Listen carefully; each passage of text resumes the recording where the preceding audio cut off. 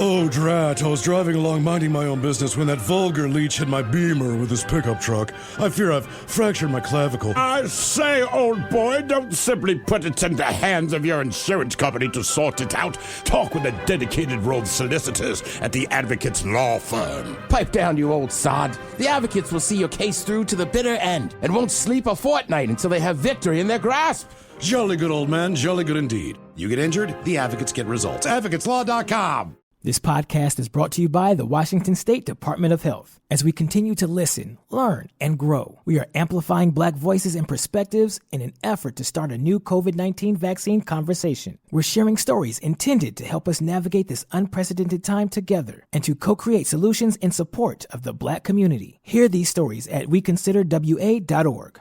What's up? It's your boy, The Ted Smith. Thanks for listening to the Men's Room Daily Podcast. Want more? Check out the greatest podcast in all the land, The Podcast. Be sure to subscribe and listen to a brand new episode every Tuesday night. The shenanigans continue. This is the Men's Room with Miles and Thrill. 99.9 KISW. Oh, man. This is a doozy. California man who put his semen in a female coworker's water bottle, also a jar of honey, and on her keyboard, has been jailed for 2.5 years.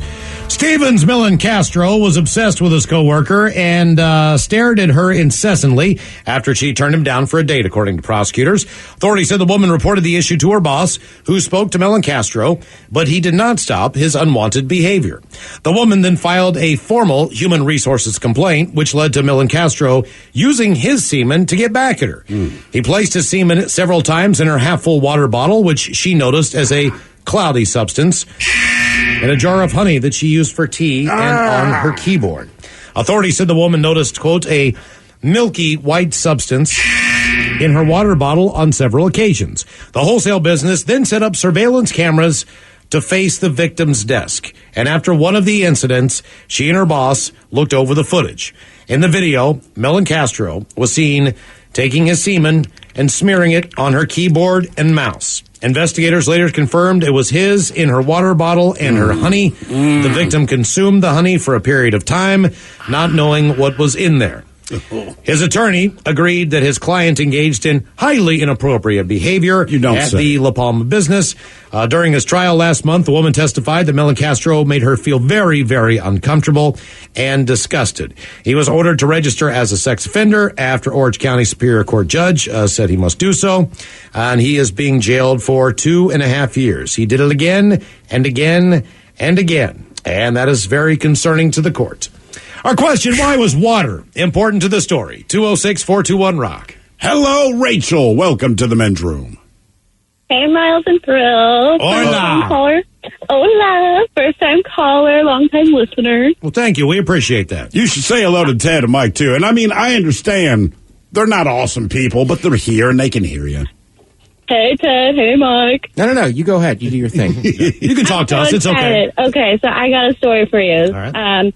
My important water story. So I've had one child and have had one pregnancy. But anyway, so I'm in the hospital getting ready to go into labor, and I'm on my phone with my mom. At this point in time, I'm like super constipated, and it's like super awful. Anyways, I'm on my phone with my mom, and I'm like talking to her, and then all of a sudden, I take a big old fart, and I thought I totally crapped myself. The nurse comes in, and come to find out, my water broke, and bam, about to go into labor and have my wonderful son. So you farted out your child, is basically what you're telling me. I sure did. You just put the pressure on and broke your own water. That's a lot of water, by the way. I know. Oh my God.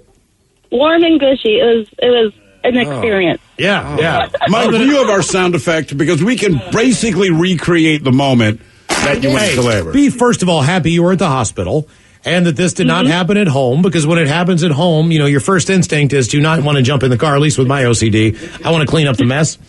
You know what I mean? A little bit. And then we'll take off. Yeah.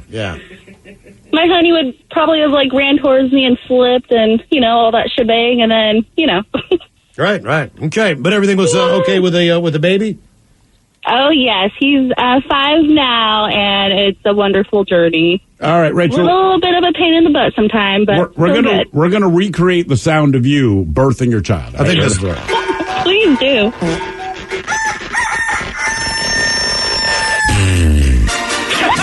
And there it is. A child was brought into the world. And here's one from the washing machine.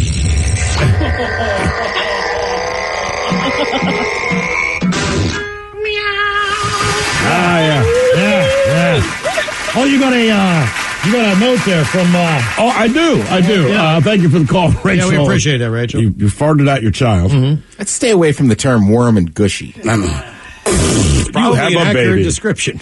Let's see. Now, this is, so again, we opened the show telling a friend of mine, her cat disappeared into the washer for 27 minutes just last night. They did, in fact, find the cat. The cat, as far as we know, is at home recovering.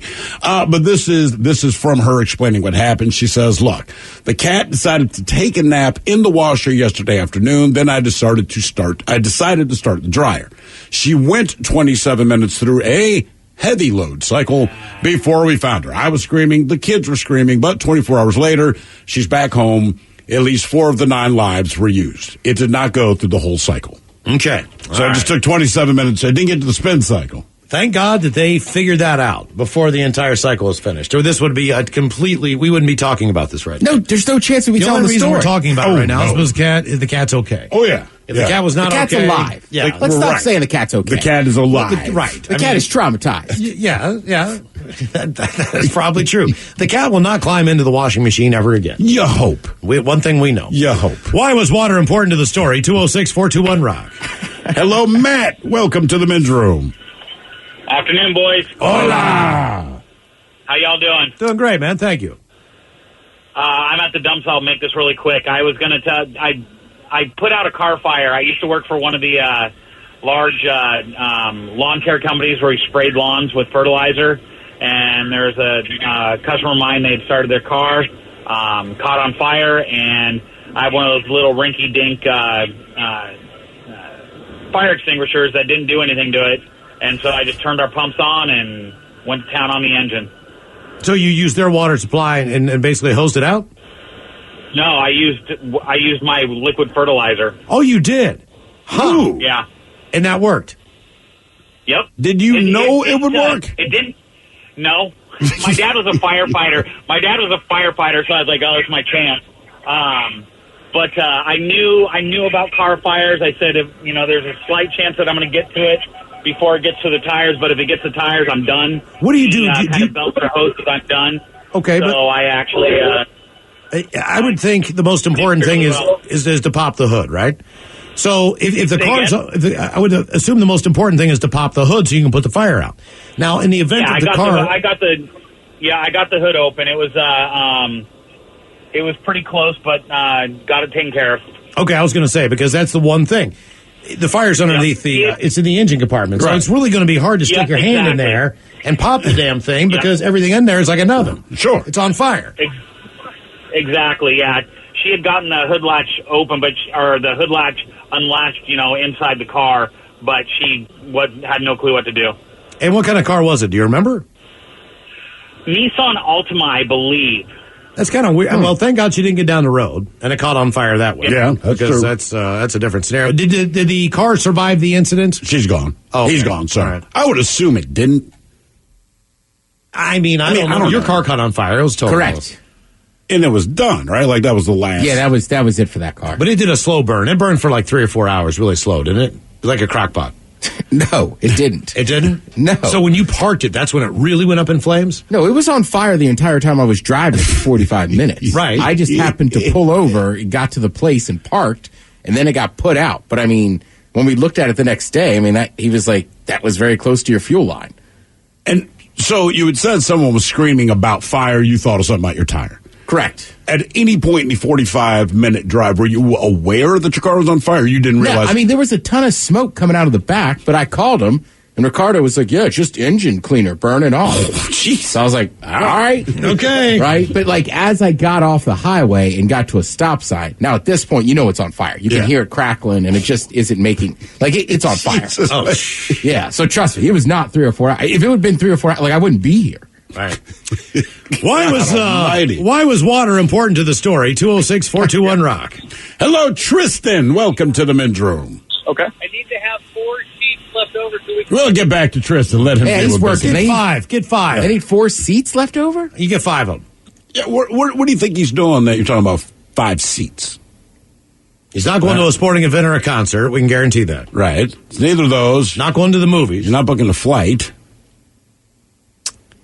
I don't know. I mean, I guess it could be a flight. People are flying. Could be a restaurant. It's definitely not Could a be restaurant. getting- Not a restaurant. You could. Well, I mean, if it's family, right? I mean, maybe. It's So a they little changed early. that. You don't have to just be family. I know. Yeah. So I can stop lying. I just go around Yeah, sit yeah, at the we're table with related. people I don't know, so I'm just sitting at the table by myself. Hello, Eric. Welcome to the men's room. Hola! Hola. Well, a story of teenagers. We were running around small town Lacey at the time, small town in the 80s. Running around, we see a construction zone and all the flashy lights on the A-frames, right? So we figured, let's take some flashy lights. It'll be fun.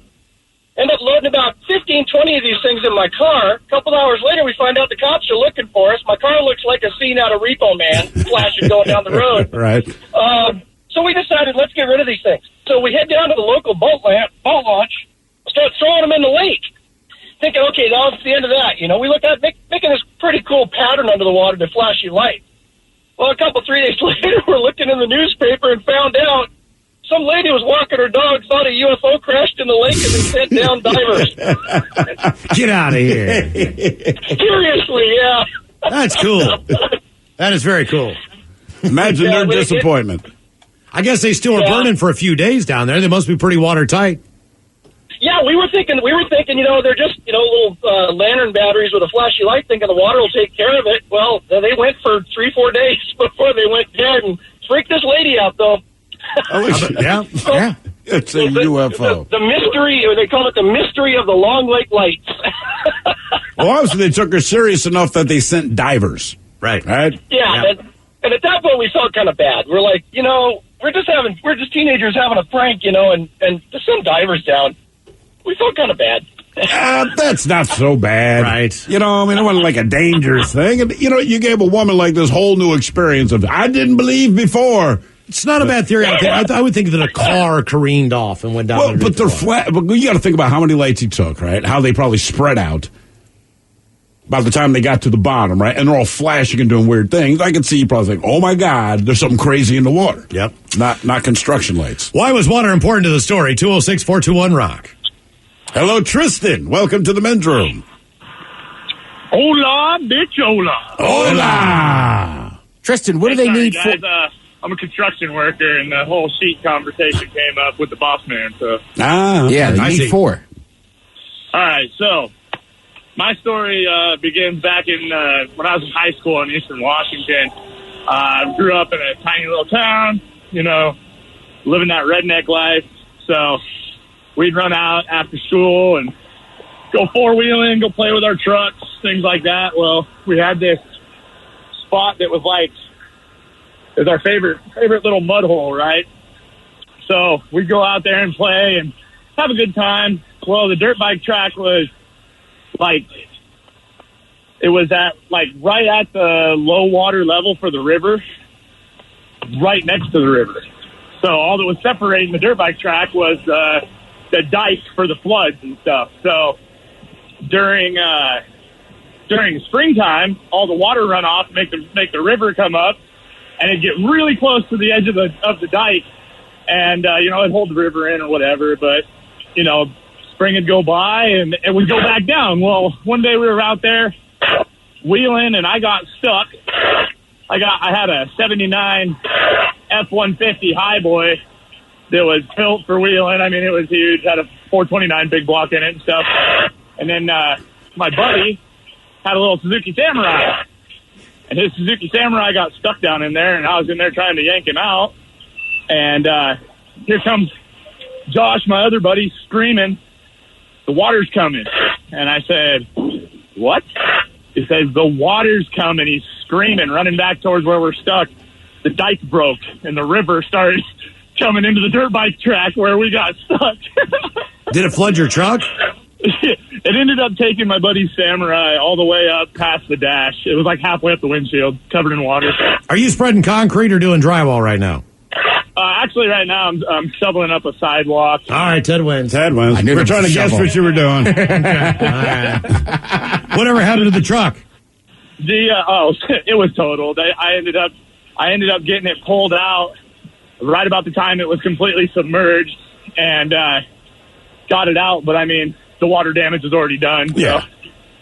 That makes sense. At that point, yeah, it's pretty much a whole law. It is weird when you see something in the water and you're trying to figure out how it's there.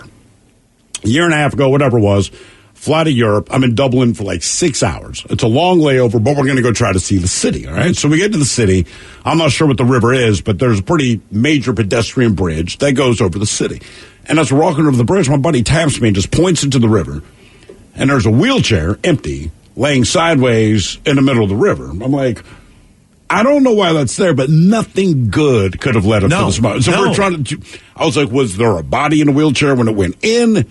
Did it go in without a body? We just don't know. But like, I don't know, man. It was just like that. That is a very negative looking scenario there. Sideways wheelchair, half submerged in a river. Yeah, everything looks odd underwater it shouldn't be there. Even if it's just like a lawn chair that somebody dropped off a boat. You're just like, why is that there? Yeah. Yeah, there was a kid, and he jumped off where there was trusses, but there was not a bridge. Mm-hmm. So basically, at the lake where I grew up, the road stopped and just goes straight into the water. Right. All right. The bridge is now gone, but there's the concrete trusses.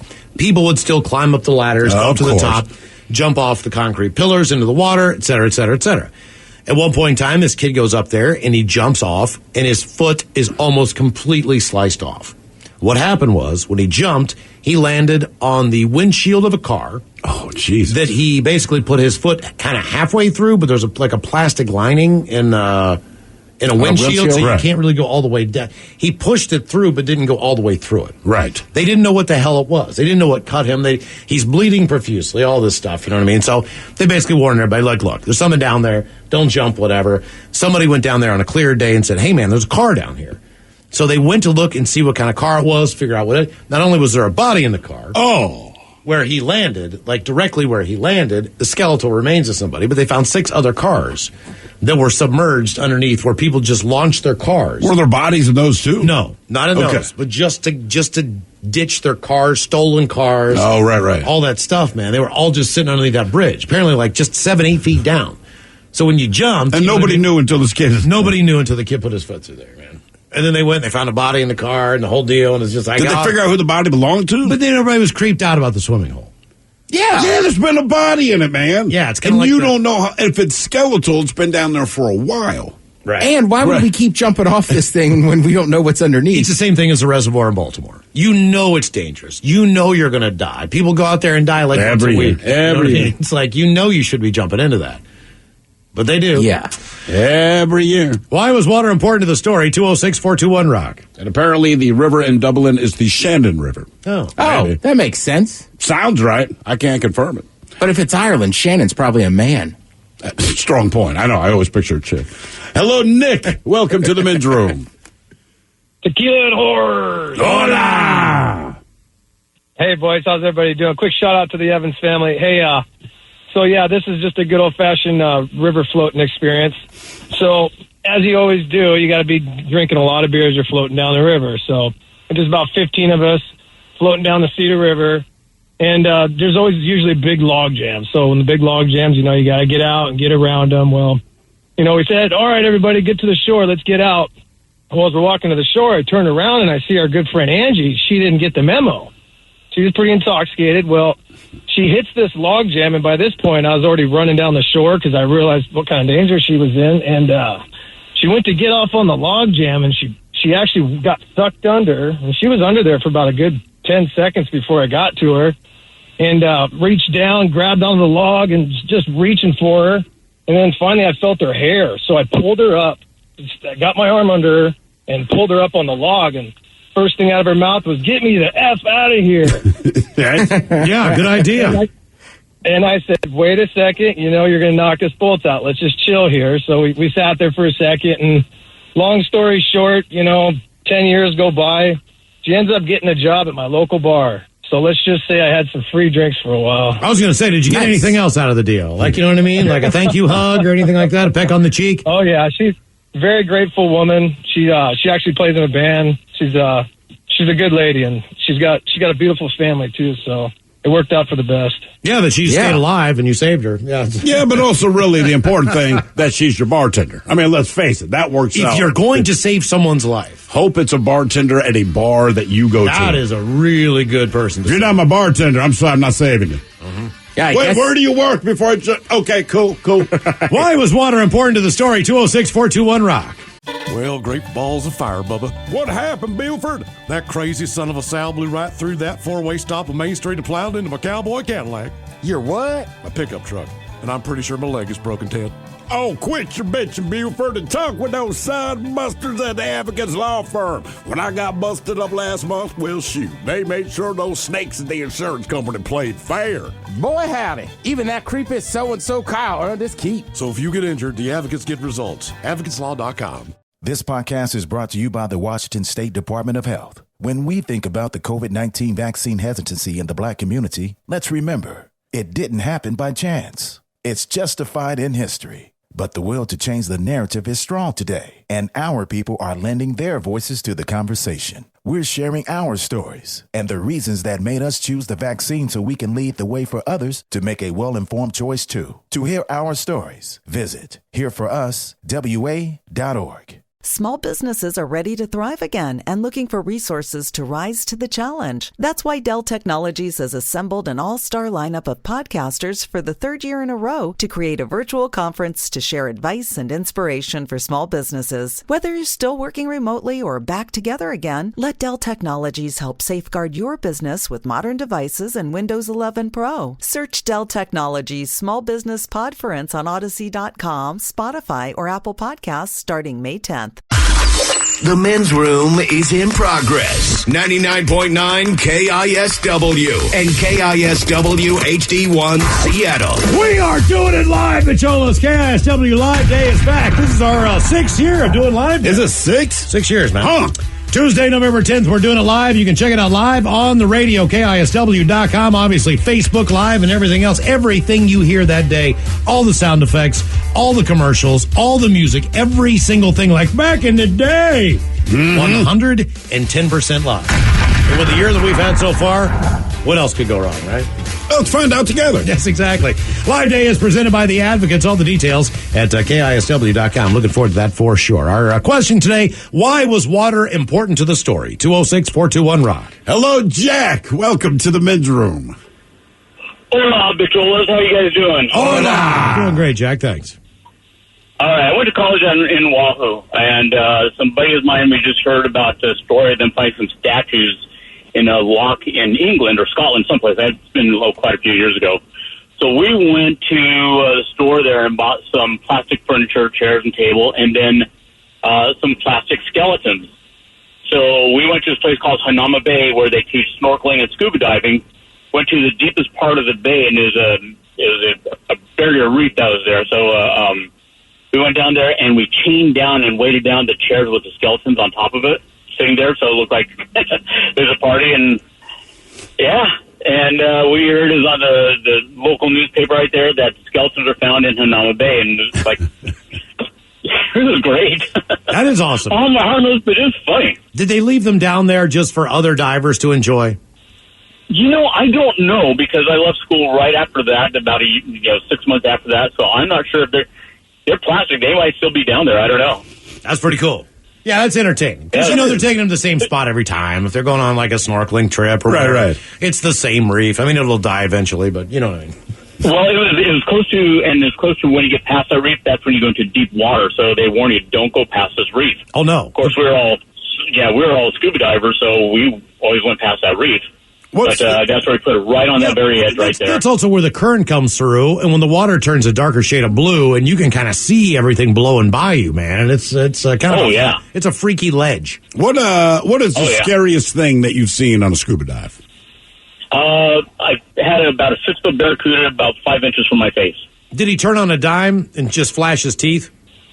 He was just staying right with me because I had a mask and it was all black and everything else, but it was still something, and he was just right there for, probably 30 seconds or so, but it seemed like a half hour because I didn't want to move. Okay, They're nasty and mean. At what depth will a fart not break out of the wetsuit? You feel me? Like, I would think the closer to the surface, if I fart, a bubble shoots out of my butt. But, like, how many feet down? If you're in a wetsuit, it's not leaving. It's staying with you. And are you smelling this thing the whole time, or is it just in your suit? No, it's just in your suit because you have an underwater breathing apparatus. Oh, right. You got scuba gear there, so yeah. So you're not. But so does everything else stay with you until you take your suit off. Okay, that has to be a funky moment, man. Yeah. Pulling off I don't that know, suit. man. Scuba diving to me is just that's the epitome of scaring the living hell out of me, I think. For me, for sure. Like, people that would rather do a spacewalk or scuba dive, let's say a spacewalk. And I understand that a spacewalk is inherently more dangerous, but the one thing that the vacuum of space does not have is carnivores. So I'm like, look, if I'm on a spacewalk, like, a million things can go wrong. I understand that. But nothing's going to eat me. Right. You know what I mean? Like, because that's the only thing I worry about the scuba dive. It's like, I understand. I got the flippers, I got the wetsuit, I got the scuba gear. So what is it about this that makes me uncomfortable? It's all these animals in the water that are looking at me that I can't see. I hear you, but also, like, I swim in water where those same things are, so why not go scuba diving? You just don't know. But look, if no one sees it... Because I feel like, on the surface of the water, maybe I'm not any safer being on the surface, but like anything, if we're just floating and talking to each other, bouncing up and down, I feel one way. When I'm completely submerged, like, I don't want to be here. There was a story last year out of Australia about a woman, I think she was in her 50s. She wakes up every morning. She goes for an ocean swim, right? All right. So she's swimming in the ocean. Somebody's out on their balcony having a cup of tea or coffee or whatever the deal is in the morning. They're the only ones out there. They see this massive 23-foot great white shark approach this woman. This shark took 2 bites and she was gone. Now, unless someone witnessed that, right, could piece together that was the woman who was out there for her morning swim to find the car that nobody ever went back to, you would never know this person even existed. So just based on You know who that didn't happen to, Ted? The last person on a spacewalk. That's what no I'm saying. Space shark bit their ass in half. I mean, that's what I mean. Like, you feasibly, the biggest shark ever that we've never discovered could come and take you in one bite. I'm telling you that this could really happen. We've lost animals in space, right? We've lost dogs. Russians lost, but we haven't lost any humans. We've lost some monkeys. I don't think we've lost any in space. Not in space, right? I know there was the launch the pad tragedy. for sure, and sometimes coming back. But in space, not yet. Although they did have with the air leak on the space station, like 2 weeks ago. And for all this technology, do you know what they did to find where it was? They could figure out the capsule, but they couldn't figure out specifically. So you have all this tech, you have all this gear, you got people in Houston, you got people in Russia, all these people putting all these thoughts to figure out what the problem was. And then it occurred to them they have some tea bags up there because they drink tea. So they cut them open, let the tea leaves go, and they zip toward where the hole was. All that money, and it came down to like a bag of. And then they took a piece and they put it in that crack. I was going to say, tell me it was duct tape. Yeah, right? It's something like that, probably. Why was water important to the story? 206-421-ROCK. Hello, Wes. Welcome to the men's room. Hola. Hola. Yeah, I was in Lake Roosevelt. We rented a houseboat over there, and we brought a small little boat with us. When you say you rented a houseboat, is this one of those that have like a slide on the back and a bedroom and a kitchen and all that? Oh yeah, everything. I'm fascinated by those.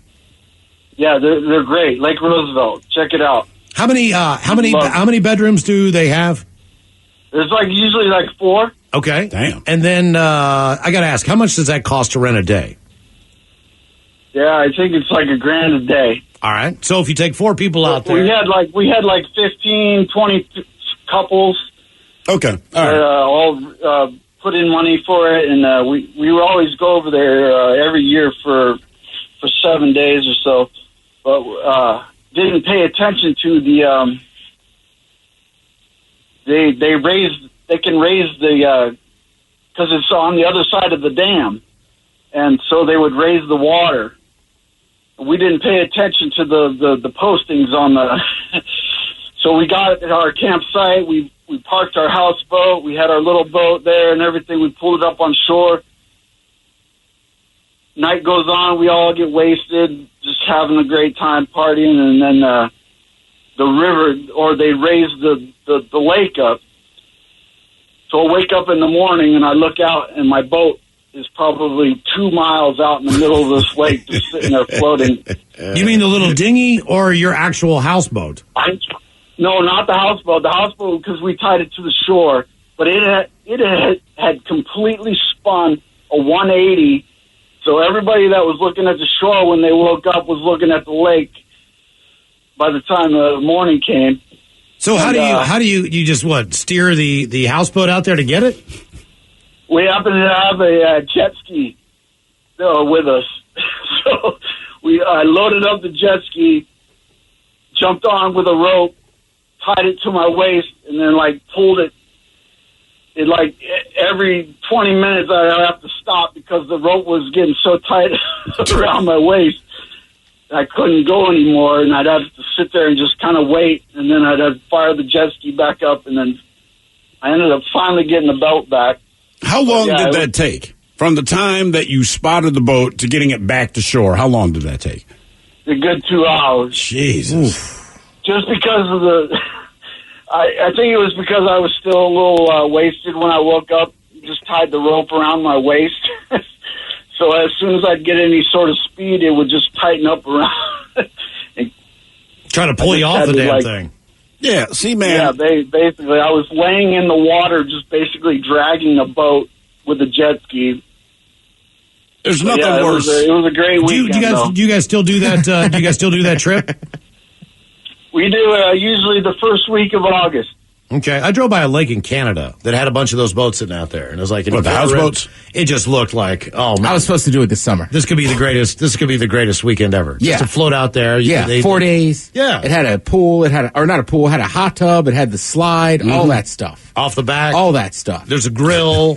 Yeah, there's a kitchen. Basically, you just all go that out, stuff. All that stuff. It looked like every weekend up there. There's fireworks and this and that. I mean, it looked amazing. There's different places to pull up, different places to camp for the night. As far as pulling into a cove, you can do like a circle and go all the way around the lake. Spend a night here, spend a night there, go fishing. Have you had any planned workout this year, Ted?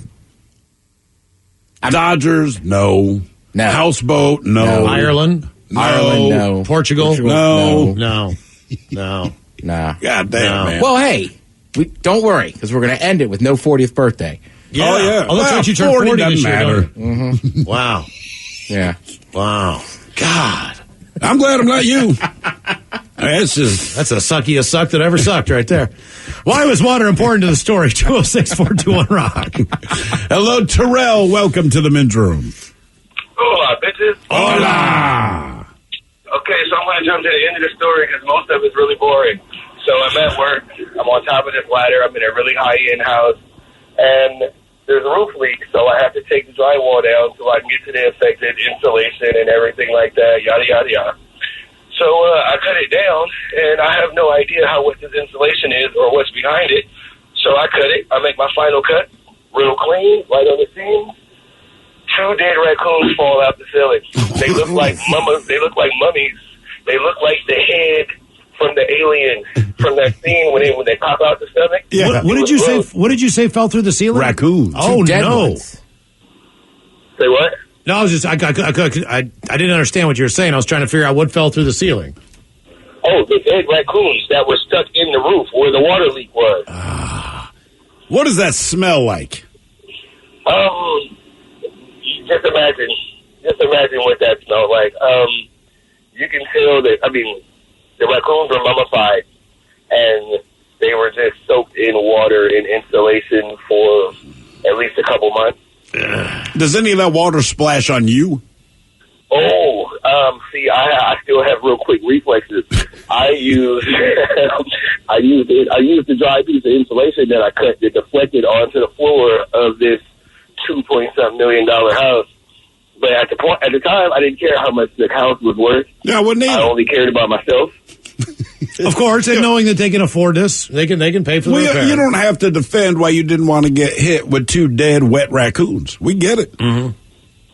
Yeah, see, I didn't even know what it was, but it was really just self-preservation from the beginning. The drywall gave loose. I grabbed it, I was like, okay, let me grab this. I don't know what else is going on. Let me try not to hurt anything else in the house. And then, the dead raccoons came from behind it, and let's say the smell quickly permeated through the house. So I had to make a gut call, and I ran back in with a bag, and I threw it. Luckily, I covered my ass. Ooh. Yeah, that's crazy. It's amazing how quick your reflexes can be in certain moments. Mm-hmm. You know what I mean? It's not like dead animals coming at you. It's like you move faster than you ever thought you would. Oh, yeah. A dead, mummified raccoon. Waterlogged. I've seen a wall of water one time. One time in my life, it was in the spring. We're playing touch football in my buddy's yard. They have an above, I think I told the story before. They have an above ground pool. All right. We're playing football. There's it's like 4-on-4 or whatever. Yeah. My buddy runs a post. He runs right into this pool. The ball, whoever threw the ball, might have been me, overthrew him. He ran into the side of this thing. It collapsed. He fell into the side of the pool. The entire pool side then collapsed. Right. The wall of water that came running down through the yard, it was insane. Like, you could see 2 to 3 feet of water just coming at you, man. And, I mean, there was nothing you could do. They didn't have fixing the pool. You threw him into a pool? That's a bad pass. He ran into the pool. Yeah. Because you overthrew him. Probably. But either way, man. I mean, it was insane. That's why he ran into the pool. You have no idea how much water's in those pools, man. No, you don't. It's crazy. It's like the whole thing. It was like, algae and stuff to spring it clean. You know what I mean? My cousins had like a big round one when I was a kid. Yeah. Which honestly. It was blue. We just thought it was the greatest thing ever. Sure. But I never saw it like drain, but it definitely had a hole. And I remember we were in there waiting for it to fill up. And it took hours. It seemed like. It takes a long time. Why was water important to the story? 206-421-ROCK. And also, we only used it for third base. See there, Mouse? That way you weren't sprinting into a pool. Right. And trying not to overthrow the guy. It's just a big yard. Yeah. It's a big yard. Hello, Jeremiah. Welcome to the men's room. Reed and Winchester. Hola! So, this is about, 20 years ago. I'm living over in Eastern Washington. Friday night, I get off of work about 2 o'clock in the morning, head over to my friend's house. We decide to make a spontaneous trip over to this side of the state to visit a friend. Well, we decide to stop at Snoqualmie Falls. Oh, by the way, it's the middle of winter. We walk down the path and get down right next to the river, and then we see something on the other side, and we see some rocks that you can walk across to get to the other side. Well, my friend is rather limber. He jumps across just fine. Me, not so much. I'm in a heavy coat, heavy pants, all that other stuff. I go to jump, land on a rock, miss, slip, fall into the water, chest deep, and he has to pull me out. He has to pull me out by the coat to get myself out. How cold are you in this moment? Into my stomach. Okay. Yeah, it was cold. You don't want to get into that stuff. I hate No. Yeah. People do like the polar bear plunge. Right, exactly. When my dog Miles was alive, he would try to swim out and get a tennis ball in the Puget Sound, right? All right. And sometimes he would get stuck. And then he would just get out there and he'd panic. How'd the ball get out there? I threw it. So then I have to, but most of the time he'd bring it back, right? This is what he liked to do. But every once in a while, he kind of panic and like he just starts swimming sideways. You know what I mean? I'm like, oh, come on, dude, this way. And you could see the panic because most of the time he could keep his feet down in that area. But he's a dog. Then it would drop off and he'd lose his mind. He'd freak out. So then I'd have to wait out there and get him. And man, there's nothing colder than right at the satchel level of trying to wade into the Puget Sound. It is so. That's what you got to get past. So cold. Right, that's the whole thing. You got to get past that, man. The day's done. Like, I'm not standing around on the side of the beach with wet satchel throwing you the ball anymore. Like, it's game over, man. Like, this tennis ball was not worth it. I just went in there to save your ass. I mean, I can fathom the polar plunge because you're literally going in and getting out. But I always had this vision of him out there, a tennis ball in his mouth, and then this orca just reaching with its mouth open, just taking his ass out. You know what I mean? Well, that's a good excuse. Like, I tried to save the dog, killer whale ate him. What do you want me to do? You think a killer whale would eat a dog? Yes. You do? I do. I got a little worried this summer. I was swimming out in the Sound, and I was like, is there a whale going to eat me? It's not going to eat. It's a possibility. I'm just saying it's like has an orca ever eaten? Well, we know the Tilikum has, but I mean, as far as being in the wild, right. I don't think they would. It's an unrealistic fear. It was just we had seen an orca carcass, and then like half hour later, I'm swimming in this water. I was like, what if he thinks I did? You saw an orca carcass? Yeah. There's an island that only has a prison on it and doesn't have people. So down there by a university place. Right, so you take the carcasses over there. That way people won't mess with them. Okay. They're not allowed on the island. I see. Get your carcass off our island. Yeah, that's weird when you look over there because it's an empty island. Yeah, except for all the whale carcasses. Except for the prison. For the prison, I mean, it's just the worst of the worst in that prison. It's a great idea, though, as far as not wanting to escape, because there's no way in hell that you could ever swim across that. Why was water important to the story? 206-421-ROCK. Hello, Justin. Welcome to the men's room. Hola. Hola. All right, this one, we're going over east again. It was Ellensburg probably 6-8 years ago. I went camping with maybe 10 people over there. We had maybe 5 rigs, 3 dirt bikes. And you have to, we called it Cabin Creek. You had to cross this little creek that was maybe 1.5 feet tall. And there was these old cabins, abandoned cabins that you could camp in. It was like an old logging community that was abandoned. Well, so we're drinking one night, and then it starts pissing down rain. One of the girlfriends that was there, she's kind of mentioning it. Hey, is this a problem, guys? It's raining really hard. And, it's fine, it's fine. Well, we get up the next morning to my buddy, run into the cabin butt naked, screaming, we gotta go, we gotta go. That 1 foot river, creek, jumped up to like a 10 to 12 foot raging river. How close were you? How close were you guys to the river? Like your cars, your everything you had? Well, it's a pretty good slope. I mean, it went straight down to the little creek. So we were I don't know 100, 200 yards away, but it had a good enough elevation where it's not going to go up that high. But you still had to get back across that river, I guess. Right, yeah. So we ended up, it's the only way in, only way out. So we had to drop, by the time we got one to stick, was 11 trees. We had to fall 11 trees to make a bridge. Jesus. Wow. You're kidding me. Every time, I mean, I'm not talking about little trees. These were massive. You couldn't put your arms around them. And they would hit the water and just snap like a toothpick. So you're basically just playing beaver, trying to figure out if you could drop a tree so you could walk across the river? Right, yeah. So we finally got one. We had to get 10 people across and 3 dogs. One dog had 3 legs, one missing. Of course. You bring a 3-legged dog out in the middle of the woods. You don't bring a 3-legged dog camping. I mean, nothing against 3-legged dogs. It's the first thing the sign says when you walk into REI. Never bring a 3-legged dog camping. I'm not going to call myself a mountain man. I just feel like it's going to be more trouble than it's worth. That's rule 1 of camping. You are listening to The Men's Room.